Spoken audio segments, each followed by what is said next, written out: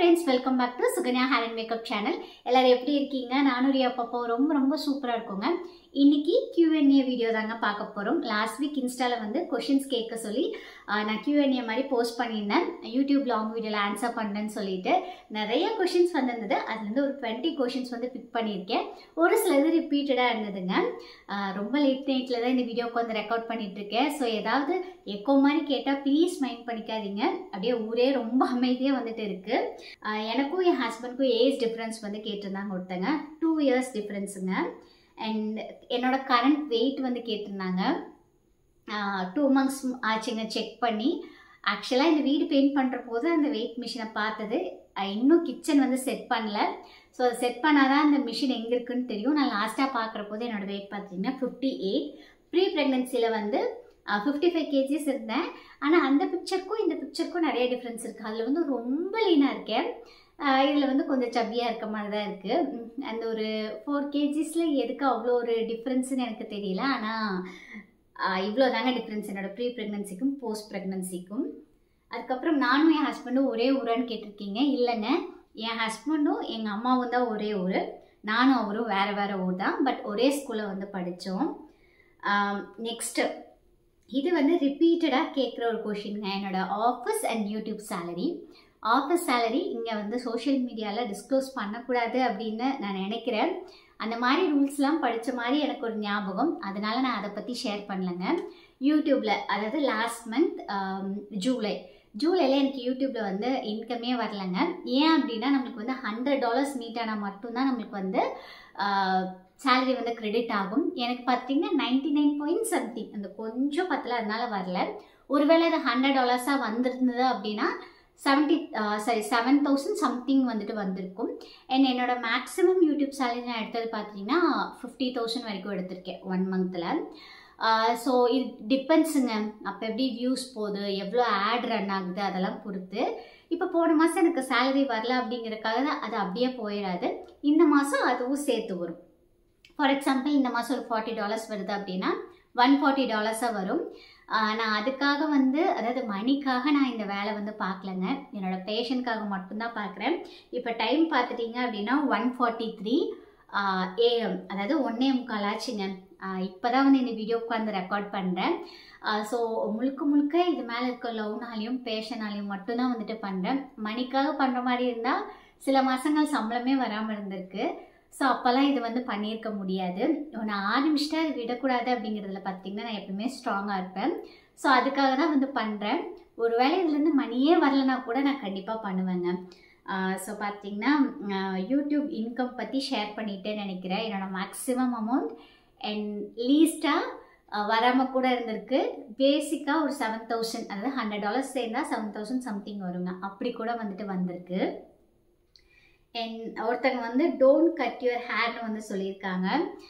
கண்டிப்பாங்க. பட் எனக்கு வந்து ஒரு வேண்டுதல் இருக்குது. அதுக்காக சாமிக்கு வந்து பூமுடி கொடுக்கணும். அதுக்கு அடுத்து கண்டிப்பாக நான் கட் பண்ணாமல் இருக்கிறதுக்கு ட்ரை பண்ணுறேன்.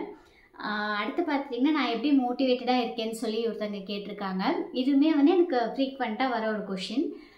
எனக்குமே சம்டைம்ஸ் வந்து டீமோட்டிவேட்டடாக இருக்குங்க. இல்லை ஏதாவது ப்ராப்ளம் வந்துட்டு ஃபேஸ் பண்ணுவேன். அந்த மாதிரிலாம் இருக்கிறப்போ அது ஆஃபீஸ்லேயா இருக்கட்டும், இல்லை வந்து பர்சனல் லைஃப்லையாக இருக்கட்டும், இல்லை வந்து இந்த மாதிரி சோஷியல் மீடியாவில் இருக்கட்டும், நான் எங்கள் அம்மா கிட்ட வந்து ஷேர் பண்ணுவேன். அவங்க வந்து அவங்களுக்கு தெரிஞ்சதை சொல்லுவாங்க. அதை கேட்குற போதே எனக்கு பயங்கர மோட்டிவேட்டடாக இருக்கும். பிகாஸ் அவங்கெல்லாம் பார்த்திங்கன்னா அவ்வளோ கஷ்டப்பட்டிருக்காங்க. ஸோ அதெல்லாம் கேட்குற போது இதெல்லாம் ஒன்றுமே இல்லைன்னு தோணும். அடுத்து வந்துட்டு மணி சேவிங் டிப் பற்றி ஒருத்தங்க கேட்டிருக்காங்க. 2 மெத்தடில் எனக்கு தெரிஞ்சு சேவ் பண்ணலாங்க. ஒன்று பார்த்துட்டிங்கன்னா கோல்டு சேவிங்ஸ். மாதம் நம்மளுக்குன்னு ஒரு கமிட்மெண்ட் இருந்த மாதிரி இருக்கும். அந்த பணம் இருந்தால் நம்ம அதையும் தான் செலவு பண்ணுவோம். இன்னும் இருந்தால் அதையும் நம்ம செலவு பண்ணுவோம். ஸோ இது வந்து ஒரு கமிட்மெண்ட்டாக இருக்கும். ரொம்ப வந்து நிறைய நம்ம வந்து போடாமல் ஒரு மீடியமாக போட்டுட்டோன்னு வைங்களேன், நம்மளால் பேலன்ஸ் பண்ணிக்க முடியும். ஒரு மாதம் வந்து செலவு ஜாஸ்தியாக வருது அப்படிங்கிற போது நம்மளால் பேலன்ஸ் பண்ணிக்க முடியும். கம்மியாகவும் இல்லாமல் அதிகமாகவும் இல்லாமல் நான் எப்பவுமே மீடியமாக வந்து மெயின்டைன் பண்ணிக்குவேன். நெக்ஸ்ட்டு பார்த்துட்டிங்கன்னா அது கேர்ள் பேபியாக இருந்தாலும் சரி, பாய் பேபியாக இருந்தாலும் சரி, இல்லை பெரியவங்களாக இருந்தாலும் சரி, போஸ்ட் ஆஃபீஸில் 400 rupeesலேருந்தே இருக்குதுன்னு நினைக்கிறேன். நீங்கள் கண்டிப்பாக உங்களோட நியரஸ்ட் போஸ்ட் ஆஃபீஸ் வந்து விசிட் பண்ணி பாருங்கள். எனக்கு அம்மா வந்து ரொம்ப நாளாக எனக்கு விவரம் தெரிஞ்சதுலேருந்து வந்து 460 rupeesன்னு நினைக்கிறேன். 460 இல்லை 455 தெரில, அது வந்து போட்டுட்டு வராங்க. ஸோ அந்த மாதிரி சின்ன சின்ன அமௌண்ட் கூட நம்மளால் முடிஞ்சது வந்து சேர்க்கலாம். மேக்ஸிமம் 10,000 15,000 எவ்வளோ வேணாலும் போடலாங்க. அதை நீங்கள் வந்து போஸ்ட் ஆஃபீஸில் வந்து செக் பண்ணி பாருங்கள். இன்னும் கொஞ்சம் அமௌண்ட் பெருசாக இருக்குது அப்படின்னா நம்ம பேங்க்கில் கூட வந்துட்டு போடலாம். ஸோ உங்களோட ஃபினான்சியல் சிச்சுவேஷன் எப்படி இருக்கோ நீங்கள் அதுக்கு தகுந்த மாதிரி தாராளமாக 1க்கு 2 பக்கம் விசாரித்து பாருங்கள். பேங்க்னா, போஸ்ட் ஆஃபீஸ்னால் எல்லாமே ஒரே மாதிரி தான் இருக்கும். ஸோ இது ரெண்டும் ஈஸி மெத்தட். போஸ்ட் ஆஃபீஸ்க்கு நாங்கள் நேரில் போயிட்டு தான் பே பண்ணுவோம். மித்தபடிக்கு சிட்லாம் பார்த்துட்டிங்கன்னா மோஸ்ட்டாக நான் வந்து ஆன்லைன்லேயே பே பண்ணிடுவேன். அடுத்து ஃபேஸ்க்கு ரெகுலராக பாண்ட்ஸ் ஒயிட் பியூட்டி போடலாமா, ஸ்கின் பிரைட்டன் ஆகுமான்னு கேட்டிருக்கீங்க. எந்த ஒரு க்ரீமுமே இது போட்டால் இப்படி பிரைட் ஆயிரும் அப்படின்னு யாராலையுமே கேரண்டி கொடுக்க முடியாது. நான் உங்களுக்கு பர்சனலாக என்ன சஜஸ்ட் பண்ணுவேன் அப்படின்னா, ஸ்கின் கேர் டெய்லியும் ஃபாலோ பண்ணுங்கள். ஃபேஸ் வந்து வாஷ் பண்ணிவிட்டு மாய்ஸ்சரைசர், சன்ஸ்க்ரீன் வந்து போடுங்க. ஸ்கிப் பண்ணாதீங்க சன்ஸ்க்ரீனை. அதே மாதிரி நல்ல தூக்கம், நல்ல இன்டேக் இருந்தது அப்படின்னா ஆட்டோமேட்டிக்காக ஸ்கின் வந்துட்டு நல்லா பிரைட்டாக க்ளோயிங்காக இருக்கும். அதுதான். மித்தபடிக்கும் இந்த ஒரு ப்ராடக்ட் போட்டால் வெள்ளையாயிடலாம் அப்படியெல்லாம் வந்துட்டு எதுவுமே கிடையாது. பிரெஸ்ட் ஃபீடிங் நான் எப்படி ஸ்டாப் பண்ணேன் அண்ட் அந்த ஜேர்னி அதை பற்றி நான் டீட்டெயிலாக ஷேர் பண்ணுறேங்க. என்னோட பிரெஸ்ட் ஃபீடிங் ஜேர்னி பார்த்துட்டிங்கன்னா, சின்ஸ் நான் ஒர்க் போகிறேன் இல்லை வந்து வீடியோ ஒர்க்ஸ் இருக்குது அப்படிங்கிறதுனால ஸ்டார்டிங்லேருந்தே பாப்புக்குட்டிக்கு breast feeding and formula milk ரெண்டுமே தான் கொடுத்துட்டு இருந்தோம். அண்ட் பிரெஸ்ட் ஃபீடிங் ஸ்டாப் பண்ணலாம் அப்படின்னு டிசிஷன் எடுத்த போது ஃபஸ்ட்டு நைட் டைம் ஃபீட் பண்ணுறதை நான் ஸ்டாப் பண்ணேன். அதுக்கப்புறம் டே டைம் வந்து அந்த ரேஷியோ வந்து குறைச்சிட்டு வந்தேன். ஒரு நாளைக்கு ஒரு 5 டைம் டே டைமில் நான் ஃபீட் பண்ணுறேன் அப்படின்னா அதை வந்து 4, 3, 2, 1 அந்த மாதிரி வந்து ரெடியூஸ் பண்ண ஸ்டார்ட் பண்ணோம். அவங்க ஃபீடிங் கேட்பாங்கன்னு தெரிகிற போது அதுக்கு பதிலாக கவு மில்க் வந்து கொடுத்தோம். அண்ட் நிறைய பேருக்கு ஒரு டவுட் இருக்கும், கவு மில்க் வந்து குழந்தைகளுக்கு கொடுக்கலாமா அப்படின்ட்டு. நீங்கள் உங்களோட கைனகாலஜிஸ்ட்டு இல்லைனா வந்து பீடியாட்ரிஷியன், அதாவது ஏன் கைனகாலஜிஸ்ட்டு சொன்னேன் அப்படின்னா, எனக்கெல்லாம் எங்களோட டாக்டர் வந்து பாப்புக்குட்டி பிறந்த போதே அவங்களுக்கு ஒரு ஃபார்முலா மில்க் வந்து சஜஸ்ட் பண்ணாங்க. ஸோ நீங்கள் வந்து அவங்கக்கிட்ட இல்லைனா பீடியாட்ரிஷியன் கிட்ட யார்கிட்ட வேணும்னாலும் கேட்டு அதுக்கப்புறம் வந்து நீங்கள் மாட்டுப்பால் கொடுங்க. நாங்களாம் வந்து மாடு, அதாவது எங்கள் பாட்டியெல்லாம் மாடு வச்சுருந்தாங்க. ஸோ நாங்களாம் பால் குடிச்சு வளர்ந்தவங்க தான், மாட்டுப்பால். அதனால் பார்த்தீங்கன்னா ரியா குட்டிக்குமே நாங்கள் கொடுக்குறோம். அது வந்து எங்களுக்கு பெருசாக கொடுக்கக்கூடாது அப்படிலாம் யோசிக்கல. பட் நானுமே நிறையா பார்க்குறேன், பால் கொடுக்க தேவையில்லை, கொடுக்க வேணாம் அந்த மாதிரிலாம். It totally depends on our family situation. Riya குட்டிக்கு நாங்கள் கொடுக்குறோம், அவங்க கேட்குற போது கொடுக்குறோம், நாங்களாம் ஃபோர்ஸ் பண்ணி கொடுக்கறது கிடையாது. ஸ்டார்டிங்கில் சக்கரை வந்து கொஞ்சம் ஜாஸ்தியாக போட்டு கொடுத்தோங்க. இப்போல்லாம் வந்து 1/4 ஸ்பூன் அளவுக்கு தான் சேர்க்குறேன். நாட்டு சக்கரை சேர்த்தா அவங்களுக்கு வந்து ஒத்துக்க மாட்டேங்குது, மவுத் அல்சர் வருது. அதனால தான் பார்த்துட்டிங்கன்னா ஒயிட் சுகரே கொஞ்சமாக வந்து போட்டு கொடுக்குறோம். ஸோ இதுதான் பார்த்திங்கன்னா நான் ஸ்டாப் பண்ணுறதுக்கு ட்ரை பண்ணுற போது ஃபாலோ பண்ணுது. அப்புறம் சேர்ந்தாப்புல ஒரு 2 நாள் போல் மேலே விட்டுட்டு நான் கீழேயே தான் இருந்தேன். அப்புறம் அவங்க 3ஆவது நாள் என்னை பார்க்குற போது மொத்தமாக மறந்துட்டாங்க. என்கிட்ட ஃபீடிங்க்காக அவங்க கேட்கவே இல்லை. உங்களுக்கு யாருக்காவது வேறு ஏதாவது மெத்தட் தெரிஞ்சுது அப்படின்னா நீங்கள் ஃபாலோ பண்ணியிருந்தீங்கன்னா கமெண்ட் பண்ணுங்கள், நிறைய மாம்ஸ்க்கு யூஸ்ஃபுல்லாக இருக்கும்.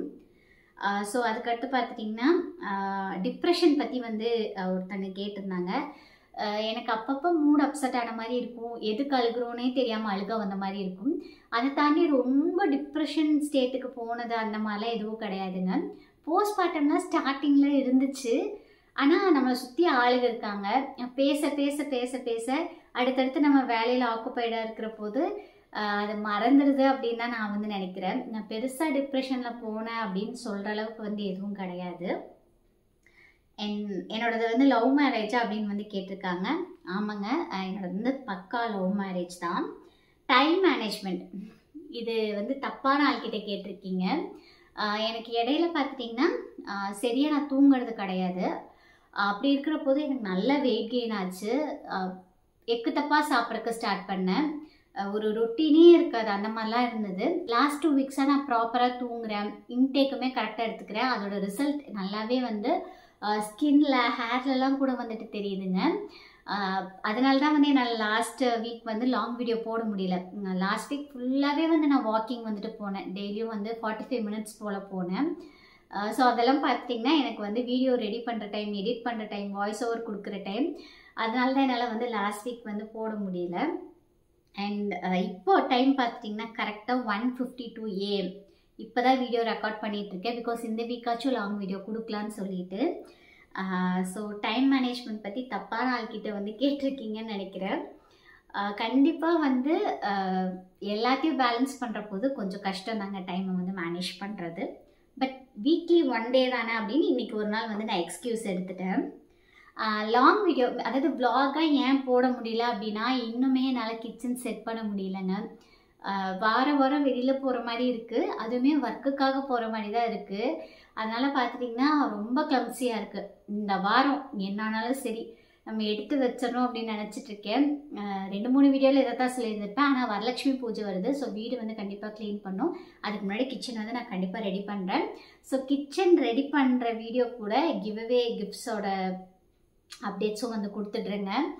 பிகாஸ் ஒரு சிலர் வந்து என்கிட்ட கண்டினியூஸாக கேட்குறாங்க, ஏன் இன்னும் அனுப்பலன்னு சொல்லிட்டு எனக்கு பதில் சொல்கிறதுக்கே ரொம்ப சங்கடமாக இருக்குது. இந்த டைம் வந்து கொஞ்சம் டிலே ஆயிடுச்சு, சாரி. கிச்சன் செட் பண்ணிவிட்டு அன்றைக்கே பார்த்தீங்கன்னா பார்சல் போடுறேன். அதுக்கும் இதுக்கும் என்ன சம்மந்தம்னு நினைப்பீங்க? சம்மந்தம் இருக்குங்க. எல்லாம் ஒரு இடத்துல மாட்டிகிட்ருக்கு அந்த ரூம்குள்ளார. அதில் போயிட்டு எனக்கு கை வைக்கிறதுக்கு ரொம்ப பயமாக இருக்குது. ஏன்னா அங்கேருந்து எடுத்துகிட்டு வந்த பொருளே அப்படியே செதறி இருக்குது. ஷார்ட்ஸில் எல்லாமே பார்த்துருப்பீங்க பின்னாடி அந்த ஷெல்ஃப்லாம் எப்படி இருக்குதுன்னு சொல்லிட்டு. இன்னுமே நான் அதை சரி பண்ணல. ஸோ அதுதான் பார்த்தீங்கன்னா மெயின் ரீசன். அண்ட் எப்படி இவ்வளோ சாஃப்டாக பேசுகிறேன்னு சொல்லி கேட்டிருக்கீங்க. உங்களுக்கு பார்க்குறக்கு அப்படி இருக்குதுன்னு நினைக்கிறேன். மித்தபடிக்கும் யார் என்கிட்ட எப்படி பேசுகிறாங்களோ நான் அதே மாதிரி பதில் வந்து சொல்லிடுவேன். சாஃப்டாக பேசினா சாஃப்டாக பேசுவேன். சண்டை போட்டால் திரும்ப வந்து அவங்கள விட டபுள் த டைம்ஸ் வந்து சண்டை போடுறாள் தான் நான். ஆனால் பார்க்குறதுக்கு சாஃப்டாக இருக்க மாதிரி இருக்குதுன்னு நினைக்கிறேன். மேபி வாய்ஸ்னால கூட இருக்கலாம். நான் திட்டினா கூட ரொம்ப சாஃப்டாக திட்டுற மாதிரி இருக்குங்க, ஏன்னா வாய்ஸ் வந்து கொஞ்சம் அந்த மாதிரி. மித்தபடிக்கும் நான் சாஃப்ட்லாங் வந்து கிடையாதுன்னு தான் நினைக்கிறேன். அப்புறம் பாப்புக்குட்டியோட ஸ்லீப்பிங் ரொட்டீன் பற்றி கேட்குறீங்க. ஆக்சுவலாக அவங்க 3 monthsலேருந்து அவங்களே நைட் டைம் ஸ்லீப் பண்ணுறதுக்கு ஸ்டார்ட் பண்ணிட்டாங்க. அதாவது சாப்பாடு கொடுக்க ஆரம்பித்த போது 7 o'clock போலேயே டின்னர் வந்து முடிச்சிருவாங்க. அப்புறம் ஒரு 1 hour போல் நல்லா விளாண்டாங்கன்னா டயர்ட் ஆகிட்டு அவங்களே தூங்கிடுறாங்க. இப்படி தான் நான் வந்து பழக்கப்படுத்தினேன். நீங்களுமே டின்னர் டைம் ஃபிக்ஸ் பண்ணிக்கோங்க. அதுலேருந்து ஒரு 1 hour அவங்களோட ப்ளே டைமாக வச்சுக்கோங்க. அதுக்கப்புறம் நீங்கள் ரெகுலராக ஒரு 9னா அந்த 9க்கு பெட்க்கு வந்து போயிடுங்க. அதுக்கப்புறம் ஒரு கதை சொல்கிறோம் அப்படின்னா அது ஒரு ரொட்டீனாக வச்சுட்டு ஃபாலோ பண்ணுற போது அவங்களே பழக்கப்படுத்திக்குவாங்க. ஆனால் பாப்புக்குட்டி வந்து சம்டைம்ஸ் ஒரு 4 டைம் எழுந்திரிச்ச நாளெல்லாம் இருக்குது. எழுந்திருக்கிற போதெல்லாம் ஃபீட் பண்ணிவிட்டு தூங்க வைப்பேன். அண்ட் இப்போல்லாம் பார்த்தீங்கன்னா ஒரு 2 டைம் 3 டைம் எழுந்திருக்கிறாங்க. அப்போ வந்து பால் சூட் பண்ணி வந்து கொடுத்துட்றேன். ஃப்ளாஸ்க்கே எனக்கு செட் ஆகலைங்க. நான் ஒரு வாரம் ட்ரை பண்ணேன். பட் ஸ்மெல் வருது, அதை வந்து காய்ச்சி பார்த்தா கெட்டுருது. அதனால பார்த்தீங்கன்னா ரிஸ்க் எடுக்கிறது கிடையாது. எழுந்து வந்து அவங்களுக்கு சூடு பண்ணிவிட்டு அப்புறம் வந்து கொடுத்துட்டு நானுமே தூங்கிடுவேன். இன்னொருத்தவங்க வந்து என்னோடய வால்பாறை ட்ரிப்போட பிளாக் ட்ரெஸ் லிங்க் வந்து கேட்டிருக்காங்க. இதுவுமே ஒரு 2-3 பேர் கேட்டிருந்தாங்க. அடுத்த மீஷோ ஹாலில் வந்து ஷேர் பண்ணுறேங்க. என்னோடய hair care routine, skin care routine and hair style, அதுக்கப்புறம் வந்து ஆஃபீஸ்க்கு போகிற போது எப்படி மேக்கப் வந்து நல்லா அப்படியே ஸ்டேவாக இருக்குது அந்த மாதிரி டீட்டெயில்ஸ்லாம் வந்து கேட்டிருந்தாங்க. அடுத்தடுத்த vlogல நான் ஒன்றுனா வந்து ஷேர் பண்ணுறதுக்கு ட்ரை பண்ணுறேங்க. என்னோடய கோல் பற்றி ஒருத்தவங்க வந்து கேட்டிருக்காங்க. என்னோட 4 வருஷம் கோல் பார்த்தீங்கன்னா சில்வர் ப்ளே பட்டன் வாங்குறதா தான் இருந்தது. கண்டிப்பாக நம்ம வந்து இந்த வருஷம் வாங்கிடுவோம் அப்படின்னு நான் நம்புகிறேன். ஒருத்தங்க ஆல்ரெடி விஷ் பண்ணியிருந்தாங்க. அது நான் ஸ்க்ரீன்ஷாட் கூட எடுத்து வச்சுருக்கேன். எனக்கு ரொம்ப ஹாப்பியாக இருந்துச்சு. அதை தாண்டி ப்ரொஃபஷ்னல் லைஃப்பில் பார்த்தீங்கன்னா அது அடுத்தடுத்து போயிட்டு தான் இருக்குது. பட் இன்னொரு எனக்கு லாங் டேர்ம் கோல் வந்துட்டு இருக்குது. அது வந்து என்னென்னா மேக்கப் ரிலேட்டடாக என்னோடய ப்ரொஃபைல் வந்து பில்ட் பண்ணோம் அப்படிங்கிறது தான். Because Sukanya hair and makeup தான் ஃபஸ்ட்டு இன்ஸ்டா பேஜ் நேம் வச்சுருந்தேன். இப்போ அதை வ்ளாக்ஸ்ன்னு மாற்றிட்டு சுகன்யா ஹேர் அண்ட் மேக்கப்னே தனியாக ஒரு பேஜ் வச்சுருக்கேங்க. ஸோ அதில் வந்து என்னோடய ப்ரொஃபைல் பில்ட் பண்ணும் அப்படிங்கிறது தான் இப்போதைக்கு என்னோடய கோல். நிறைய ஹேர் ஸ்டைல்ஸ் பண்ணும், நிறைய மாடல் கூப்பிட்டு மேக்கப் பண்ணணும்னு சொல்லிட்டு. ஆனால் கிட்டத்தட்ட ஒரு 1.5 வருஷம் ஆச்சு. ஒரு மாடல் வீட்டுக்கு கூப்பிட்டு மேக்கப் பண்ணியிருந்தோம். ஆனால் அந்த வீடியோவே நான் இன்னும் உங்ககிட்ட வந்து ஷேர் பண்ணல. அந்த ஃபோட்டோஸ் வந்து ஃபோட்டோகிராஃபர் கொடுத்தே ரொம்ப நாள் ஆச்சு, அதை நான் போஸ்ட் பண்ணவே இல்லை. ஸோ அதுக்கான டைம் வந்து ஃபைன் பண்ணி சீக்கிரம் வந்து அதெல்லாம் போஸ்ட் பண்ணும். அதை தாண்டி நான் எல்லா கொஷின்ஸுக்குமே ஆன்சர் பண்ணிட்டேன்னு நினைக்கிறேங்க. உங்களுக்கு வேறு ஏதாவது கேட்கணும் அப்படின்னு தோணுச்சுன்னா கண்டிப்பாக வந்து கமெண்ட் செக்ஷனில் வந்து ஷேர் பண்ணுங்கள். நான் பார்ட் 2 சீக்கிரம் வந்து அப்லோட் பண்ணுறதுக்கு வந்து ட்ரை பண்ணுறேங்க. இதை தாண்டி ப்ரொமோஷன்ஸ் பற்றியெல்லாம் ஒரு சிலர் கேட்டிருந்தாங்க. இட் டிபெண்ட்ஸுங்க. நம்ம ஒரு பிராண்ட் கூட ஒர்க் பண்ணுற போது ஒரு மாதிரி இருக்கும். அண்ட் இக்கரைக்கு அக்கறை பச்சை அப்படிங்கிற மாதிரி ஆஃபீஸ் ஒர்க் பார்த்துட்ருக்கவங்களுக்கு கண்டென்ட் க்ரியேட்டர் ஜாப் ஈஸி இல்லை அப்படின்னு தோணும். இங்கே இருக்கவங்களுக்கு ஆஃபீஸ் போகிறவங்களுக்கு ஈஸின்னு தோணும், ஆனால் ரெண்டுமே கஷ்டங்க. ஈவன் நம்ம ப்ரைடல் மேக்கப் போகிறபோது கூட அந்த டைம்குள்ளே நம்ம மேக்கப் முடிக்கணும், அன்டைமில் போகணும், எல்லாமே இருக்குங்க. எந்த ஜாப்புமே வந்து ஈஸி வந்து கிடையாது. அண்ட் ஒரு சில பிராண்ட்ஸ் கூட வந்து ஒர்க் பண்ணுறதுக்கு எனக்கு ரொம்ப ஆசையாக இருக்கும். அந்த மாதிரி பிராண்ட்ஸ்லாம் என்ன அப்ரோச் பண்ணுறபோது ரொம்ப ஹாப்பியாக அவங்களுக்காக ஒர்க் பண்ணுவேன். நோ சொன்ன பிராண்ட்ஸ்லாம் கூட இருக்குது. ஸோ எல்லாத்தையும் பேலன்ஸ் பண்ணி ஒரு மாதிரியாக எடுத்துகிட்டு போயிட்டுருக்கேன். இது கண்டினியூ ஆகும்னு நம்புகிறேன். உங்களோட லவ் அண்ட் சப்போர்ட் எப்பயுமே எனக்கு ரொம்ப ரொம்ப முக்கியம். அண்ட் பிஸ்னஸ் பண்ணுறேனான்னு சொல்லி ஒருத்தங்க கேட்டிருந்தீங்க. நம்ம வந்து ப்ளவுஸ் லேஸ் என்னோடய ஓன் யூஸ்க்காக வாங்கினது. அது இப்போ பார்த்துட்டிங்கன்னா நல்லா போயிட்டுருக்கு. இன்னுமே ஆர்டர் வந்துட்டு தான் இருக்குது. அது எனக்கு ரொம்ப ஹாப்பியாக வந்துட்டு இருக்குது. ஒரு சிலர் வந்து இன்னும் ஒரு சிலரை பற்றி கேட்டிருந்தீங்க. அது சர்ப்ரைஸாக வச்சுருக்கேன். கண்டிப்பாக அது வந்து ஃப்யூச்சரில் வந்து ரிவீல் பண்ணுறேங்க. அது ரிவீல் பண்ணுறதுக்கு எனக்குமே ரொம்ப ஹாப்பியாகவும் எக்ஸைட்டடாகவும் இருக்கும். பேக் எண்டில் ஒர்க் போயிட்டுருக்கு. கண்டிப்பாக அது வந்து முடிக்கிற போது உங்ககிட்ட எல்லாம் ஷேர் பண்ணிக்கிறேன். 2 கொஷின்ஸுங்க. அதை நான் கண்டிப்பாக கிளாரிஃபை பண்ணிடணும்னு நினைக்கிறேன். ஃபஸ்ட்டு மேஜராக நான் சொல்லணும்னு நினைக்கிறது என்னென்னா, ஒரு சில நியூ மாம்ஸாக இருக்கட்டும், இல்லை வந்து ஒரு 2 பேபி இருக்கவங்க அந்த மாதிரி இருக்கவங்களா இருக்கட்டும், எனக்கு நிறையா ரிப்பீட்டடாக டெய்லியும் அட்லீஸ்ட் ஒரு மெசேஜாவது வந்துடும். எப்படி நான் வந்து எல்லாத்தையும் மேனேஜ் பண்ணுறேன், ஆஃபீஸ், யூடியூப், ப்ரைடல் ஒர்க், வீடியோஸ்ன்னு சொல்லிட்டு. ஆக்சுவலாக கேமராவுக்கு முன்னாடி நான் வேலை செய்கிறது நீங்கள் பார்க்குறீங்க. மித்தபடிக்கும் நான் செய்கிற எல்லா வேலையிலையுமே எனக்கு எல்லாருமே ஹெல்ப் பண்ணுவாங்க. அம்மா, அப்பா, தம்பி, என் சிஸ்டர், அதுக்கப்புறம் என் ஹஸ்பண்ட். சம்டைம்ஸ் ரியா குட்டி கூட நான் வாய்ஸ் ஓவர் கொடுக்குறேன், அமைதியாக இருந்தால் அவங்க அமைதியாக இருக்கிறாங்க. அவங்களுக்கு எப்படி அதெல்லாம் புரியுதுன்னு தெரியல. ஸோ இப்படி எல்லாருமே ஹெல்ப் பண்ணுறாங்க. சில நேரத்துக்கு நான் ஆஃபீஸ் போகிற போது அதை தான் அப்படி அப்படியே விட்டுட்டு போயிட்டேன் அப்படின்னா, நான் போனதுக்கப்புறம் அம்மா வந்து கீழே பார்ப்பாங்க. ஏதாவது எடுத்து வைக்க முடிஞ்சால் எடுத்து வச்சுட்டு போவாங்க. சம்டைம்ஸ் பாத்திரம் இருக்குது, இல்லைனா வீடு வந்து டஸ்ட்டாக இருக்குது அப்படின்னா எனக்கு க்ளீன் பண்ணி கொடுப்பாங்க. எல்லாமே நானே செய்கிறேன் அப்படி வந்து கிடையாது. நீங்கள் வீடியோ வழியாக நான் செய்கிறத பார்க்குறீங்க, அவ்வளோதான். மித்தபடிக்கும் அம்மா வந்து செய்கிற போதோ இல்லை வந்து வேறு யாராவது ஹெல்ப் பண்ணுற போதோ அதை உங்ககிட்ட காமிக்க முடிகிற சூழ்நிலையில் எல்லாமே நான் வந்து காமிச்சிருக்கேன். ஸோ நான் மட்டும் தனியாக எதுவுமே பண்ணல. ப்ரைடல் மேக்கப் போகிறேன் அப்படின்னா தம்பி வந்து கூப்பிட்டு போவான். பிகாஸ் அன்டைமில் வந்து போகிறோம், சேஃப்டி ரொம்ப ரொம்ப முக்கியம். சின்ன சின்ன எல்லாமே ஹெல்ப் பண்ணுவாங்க. இப்போ நான் ஏதாவது வந்து ஒரு வீடியோ ஷூட் பண்ணுறேன், எனக்கு இது வேணும் அப்படின்னு சொன்னால் போதும், அப்பா வாங்கிட்டு வருவாங்க, என் ஹஸ்பண்ட் வாங்கிட்டு வருவாங்க. இப்போ சாரியெல்லாம் ப்ரீப்ளீட் பண்ணுறேன், கொண்டு போய் பார்சல் போடணுன்னு என் ஹஸ்பண்ட் கிட்ட சொல்லிவிட்டு அவரே வந்து கொண்டு போய் போட்டுட்டு வந்துடுவார். ஸோ இந்த மாதிரி சின்ன சின்ன ஹெல்ப் வந்து எப்பப்பெல்லாம் யாருனாலையெல்லாம் எனக்கு பண்ண முடியுதோ அப்படியெல்லாம் அவங்க ஹெல்ப் பண்ணுறாங்க. அதையும் தாண்டி எக்ஸ்ட்ரா எஃபர்ட் என்னோடது இருக்குங்க. அது இல்லைன்னு சொல்ல முடியாது. நான் வந்து கொஞ்சம் கூட எக்ஸ்ட்ரா வந்து எஃபர்ட் எடுக்கிறேன், அது வந்து உண்மை. பிகாஸ் இப்போ நம்மளுக்கு வந்து உழைக்கிற வயசு, இன்னும் வந்து ரெஸ்ட் எடுக்கிறதுக்கு நிறைய நாள் இருக்குதுன்னு நினைக்கிறேன். ஸோ என்னால் முடிஞ்ச வரைக்கும் நான் ஹார்ட் ஒர்க் வந்துட்டு பண்ணுறேன். அதை வந்து இல்லைன்னு வந்து மறுக்கவே முடியாது. நான் ஹார்ட் ஒர்க் பண்ணுறதுனால எல்லா நாளும் முடிஞ்ச ஹெல்ப்பை வந்து அவங்க எனக்காக பண்ணுறாங்க. ஸோ யாருமே அப்படி நினச்சிக்காதீங்க, நம்மளால இது பண்ண முடியல, அவங்களால அதை பண்ண முடியுது அப்படின்னு நினைக்கவே வேண்டாம். ஹெல்ப் இருக்கிறதுனால மட்டுமே என்னால் வந்து பண்ண முடியுது. நான் ஆஃபீஸ் போனாலும் சரி போகலனாலும் சரி ரியா குட்டியை அம்மா ஃபுல்லாக டேக் கேர் பண்ணிப்பாங்க. என்னால் பாப்புக்குட்டியை வச்சுட்டு அந்த வேலையை செய்ய முடியும், நான் மட்டும்தான் அவங்களை கீழே வச்சுருப்பேன். இல்லைனா நான் வந்து மேலே கொண்டு போய் அவங்களை விட்டுட்டு வந்து தான் கீழே வந்து வேலையே செய்வேன். ஸோ இப்படியெல்லாம் சின்ன சின்னதாக கூட அவங்க வந்து ஹெல்ப் பண்ணுறாங்க. அதனால தாங்க என்னால் வந்து பண்ண முடியுது. இப்போ நான் வந்து வெளியில் சாப்பிட்டுக்கிறேன்னு போனால் கூட கண்டிப்பாக அம்மாவுக்கு மனசு கேட்காது, ஏதாவது ஒன்று கொடுப்பாங்க. ஆனால் எனக்கு ஒரு பெரிய பிரச்சனை என்னென்னா, அவங்க மோஸ்ட்டாக சாம்பார் தாங்க வைப்பாங்க. என்னால் வந்து லஞ்சுக்கு அந்த சாம்பார் நிஜமாக சாப்பிட முடியறது கிடையாது. இது வந்து ஸ்கூல் படிக்கிறப்பருந்தே அப்படி தான். எனக்கு வெரைட்டி ரைஸ் அந்த மாதிரினா லஞ்சுக்கு எடுத்துகிட்டு போயிட்டு சாப்பிட்டுப்பேன். ஸோ அதனால் பார்த்துட்டிங்கன்னா நானே காலையில் குக் பண்ணிப்பேன், அவருக்கும் சேர்த்து வந்து பேக் பண்ணிடுவேன். சில நேரத்துக்கு அவருக்கு வந்து வெரைட்டி ரைஸ் வேண்டாம் அப்படி ஏதாவது சொன்னால் அம்மா வந்து அவருக்கு லஞ்ச் பேக் பண்ணி கொடுப்பாங்க. இப்படி தாங்க போயிட்டுருக்கு. நானே எல்லாமே பண்ணுறேன் அப்படி வந்து கிடையாது. நான் வந்து ஒரு லாஸ்ட் டைம் ஒரு ப்ரொமோஷனுக்கு நம்மளுக்கு நிறையா விதை கொடுத்துருந்தாங்க. அதை வந்து நான் வந்து போட்டுட்டு இருந்தேன்.